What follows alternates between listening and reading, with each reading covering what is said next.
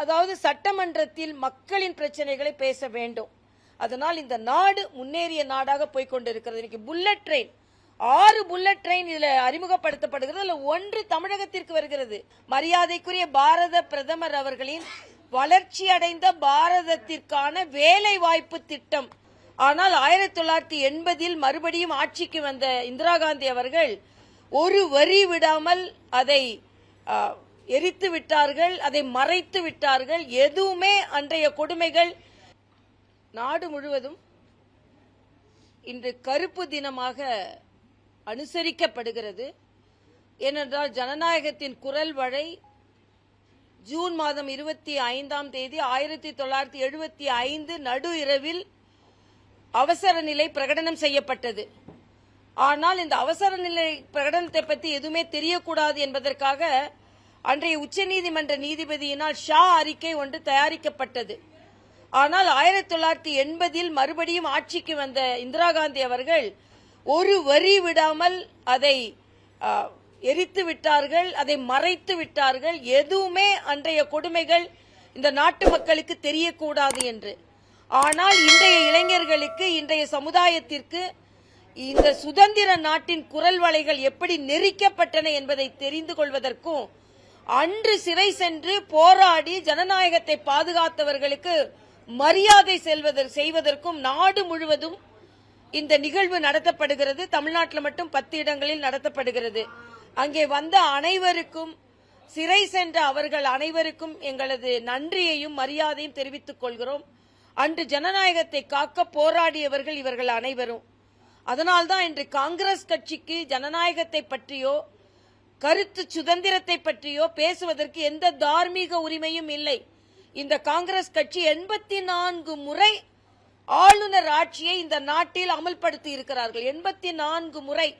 ஏன் தமிழகத்திலேயே பல முறை ஆளுநர் ஆட்சி, திராவிட முன்னேற்ற கழக ஆட்சி கலைக்கப்பட்டிருக்கிறது, அதிமுக ஆட்சி கலைக்கப்பட்டிருக்கிறது. அதனால் இன்று சுதந்திரத்திற்கு பாராட்டுவதற்கும் அதை கொண்டாடுவதற்கும் நாம் இருக்கிறோம் என்பதை சொல்வதற்காகத்தான் இந்த அவசர நிலை பிரகடனம். அதே நேரத்தில் இன்று காங்கிரஸ் கட்சி மாணவர்களின் குரல் என்று ஒரு பத்திரிகையாளர் சந்திப்பு நடத்துவதாக நான் கேள்விப்பட்டேன். அதுல வேலை வாய்ப்பின்மையை பற்றி நாங்கள் சொல்கிறோம் என்று சொல்கிறார்கள். ஆனால் மரியாதைக்குரிய பாரத பிரதமர் அவர்களின் வளர்ச்சி அடைந்த பாரதத்திற்கான வேலை வாய்ப்பு திட்டம் என்ற திட்டத்தின் மூலமாக தமிழ்நாட்டுக்கு மட்டுமே 99,303 பேர் தமிழ்நாட்டில் மட்டும் ஒரு வாரத்திற்கு முன்னால் வேலை வாய்ப்பை பெற்றிருக்கிறார்கள்.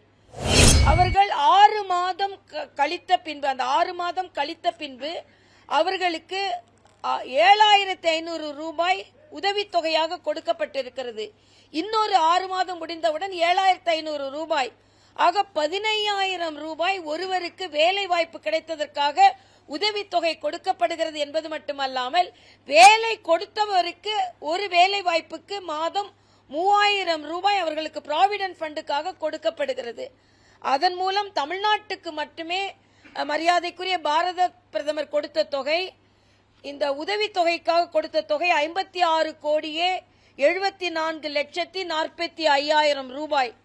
நிறுவனங்களுக்காக கொடுத்த நிறுவனங்கள் எத்தனை நிறுவனங்கள் வேலை வாய்ப்பை கொடுத்தது என்றால் 7,612 நிறுவனங்கள் வேலை வாய்ப்பை கொடுத்திருக்கிறது. அந்த 7,612 நிறுவனங்களுக்கு கொடுத்த உதவித்தொகை 187,67,00,000 ரூபாய். நாடு முழுவதும் 70 லட்சம் இளைஞர்களுக்கு வேலை வாய்ப்பு கொடுக்கப்படுகிறது. இந்த பருவத்தில் மட்டும் 15 லட்சம் பேருக்கு நாடு முழுவதும் வேலை வாய்ப்பு கொடுக்கப்பட்டிருக்கிறது. தமிழகத்திற்கு மட்டும் 1 லட்சம் பேருக்கு, ஏறக்குறைய 99,303 பேருக்கு. இவ்வளவையும் வைத்துக்கொண்டு வேலை வாய்ப்பை கொடுக்கவில்லை என்று இந்த காங்கிரஸை சார்ந்தவர்கள் இன்று இந்த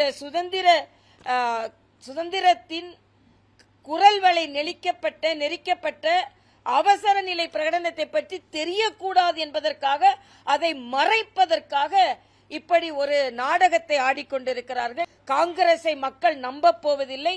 குறிப்பாக மேகதாதுவில் இன்னும் நமக்கு 441 TMC தண்ணீர் இந்த பருவத்தில் மட்டுமே கிடைக்க வேண்டும். அது இன்னும் கிடைக்கல. ஆனா அதை பற்றியெல்லாம் கவலைப்படாமல் இங்கே ஆட்சியில் பங்கு, அங்கே கர்நாடகத்தில் ஆட்சி, ஆனால் தமிழக மக்களுக்கு கிடைக்க வேண்டிய காவிரி நீர் கிடைக்கவில்லை, அதற்கு குரல் கொடுக்கவும் இல்லை. அதனால் காங்கிரசின் இரட்டை வேடம் இன்று வெளிப்பட்டு இருக்கிறது. அவர்கள் இன்று நடத்தும் இந்த பத்திரிகையாளர் சந்திப்பை நாங்கள் வன்மையாக கண்டிக்கிறோம். இங்க நீட் மறுதேர்வு எதனால் நடத்தப்பட்டது என்று தெளிவாக சொல்லி இருக்கிறார்கள். அது மட்டுமல்ல, இந்த டெலிகிராஃப் அத்தனையும் நிறுத்தப்பட்டதற்கு ராகுல் காந்தி கண்டனம் தெரிவிக்கிறார். ஆனால் சவுத் கொரியா போன்ற நாடுகளில், ஆஸ்திரேலியா போன்ற நாடுகளில், சீனா போன்ற நாடுகளில் பொது தேர்வு நடைபெறும் பொழுது முற்றிலுமாக நடவடிக்கைகளை முடக்கப்படுகிறது. அதனால் இன்று மரியாதைக்குரிய பாரத பிரதமர் அவர்கள் இந்த பரீட்சை எழுதுபவர்களுக்கு நியாயம் கிடைக்க வேண்டும் என்பதற்காக இந்த நடவடிக்கை எடுக்கப்படுகிறது. அதனால் இந்த நாடு முன்னேறிய நாடாக போய்கொண்டிருக்கிறது. இன்னைக்கு புல்லட் ட்ரெயின் 6 புல்லட் ட்ரெயின் இதுல அறிமுகப்படுத்தப்படுகிறது. அதுல 1 தமிழகத்திற்கு வருகிறது. சென்னை பெங்களூர் புல்லட் ட்ரெயின் இங்க 60 நிமிடம் பிளஸ் 15 நிமிடம் 75 நிமிடத்துல பெங்களூர் போய் சேர்ந்துடலாம். அந்த புல்லட் ட்ரெயின் தமிழகத்திற்கு கிடைக்க இருக்கிறது. அதே மாதிரி திருச்சி விமான நிலையம் விரிவாக்கப்பட்டதனால் அங்க 200 மடங்கு அங்க கார்கோ ஹேண்ட்லிங் இருக்கு. இவையெல்லாம் நீங்க பார்க்கும் பொழுது மத்திய அரசு, மாநில அரசு இருக்கு. இன்னும் சொல்ல போனா 7500 கோடி ரூபாய் பக்கிங்காம் கால்வாயை தூர்வாருவதற்கும் கூவத்தை சுத்தம் செய்வதற்கும் மத்திய அரசு கொடுத்திருக்கிறது. அதே மாதிரி இந்த ஜி என்ற ஊரக வேலைவாய்ப்பு திட்டத்திற்கு 7500 ரூபாய் கொடுக்கப்பட்டிருக்கிறது. அதனாலதான் தமிழக முதலமைச்சர் அவர்கள் தமிழக மக்கள் நலன் காப்பதற்கு நாங்கள் மத்திய அரசோடு இணக்கமாக இருப்போம் என்று சொல்லி இருக்கிறார். இது ஒரு ஆரோக்கியமான சூழ்நிலை. அதே நேரத்தில் கோயிலில் இருந்து வரும் நிதி கோயிலுக்குத்தான் பயன்படும் என்று சொல்லியிருப்பதும் வரவேற்கத்தக்கது. ஆனால் அதே நேரத்தில் திருப்பரங்குன்றத்தில் இந்துக்களின் உரிமை பறிக்கப்பட்டு அது அங்கே உச்சநீதிமன்றம் போவது கண்டிக்கத்தக்கது. அதனால் மத்திய அரசு, மரியாதைக்குரிய பாரத பிரதமர் ஏற்கனவே வாழ்த்து சொல்லும்போது சொல்லிவிட்டார்கள், தமிழக மக்களுக்கு கிடைக்க வேண்டிய அத்தனை உதவிகளும் நிச்சயமாக எந்த தடையும் இன்று கிடைக்கும். அதாவது சட்டமன்றத்தில் மக்களின் பிரச்சனைகளை பேச வேண்டும். இன்னைக்கு முதலமைச்சரோட உரையில எல்லாரும் எதிர்பார்த்தது முக்கியமாக பாலியல் பலாத்காரங்கள் அதிகமாகி கொண்டிருக்கிறது. மழை வெள்ளத்தினால் 50,000 மூட்டைகள் நெல்மணிகள் வீணாகி போயிருக்கிறது. அங்க எந்த ஏற்பாடு செய்யப்படவில்லை. அதே மாதிரி பல பிரச்சனைகளை எதிர்கொண்டிருக்கிறோம். இன்னைக்கு சிங்கப்படை என்று அறிவிக்கப்பட்டாலும் அவர்களுக்கு என்று ஒரு ரூம் கிடையாது. அவர்களுக்கு என்று அந்த பெண்களுக்கு எந்த விதத்தில் பணி என்பது சரியாக வரையறுக்கப்படவில்லை. கண்ட்ரோல் ரூம் அவங்களுக்கு இருக்கணும். ஆக இதையெல்லாம் பார்த்துக்கொண்டு பேரளவில் இன்னைக்கு கூட பாத்தீங்கன்னா ஒரு 300 பேருந்துகள் வெளி மாவட்டங்களிலிருந்து வர வைத்து ஒரு 4 நாட்கள் அப்படியே காத்திருக்கிறது. 300 பேருந்துகள் அங்கே வந்து நிற்க வைக்கப்பட்டு அங்க ஓட்டுநர்களுக்கு இடம் இல்லாமல் பரிதவித்து போய் கொண்டிருந்தார்கள். ஆக இன்றைக்குதான் அது ஆரம்பிக்கப்படுகிறது. அதனால எல்லாமே ஒரு திட்டமிடம் இல்லாமல் ஒரு மேம்போக்காக நடைபெற்று இருக்கிறது. இதில் அரசாங்கம் கவனம் செலுத்த வேண்டும்.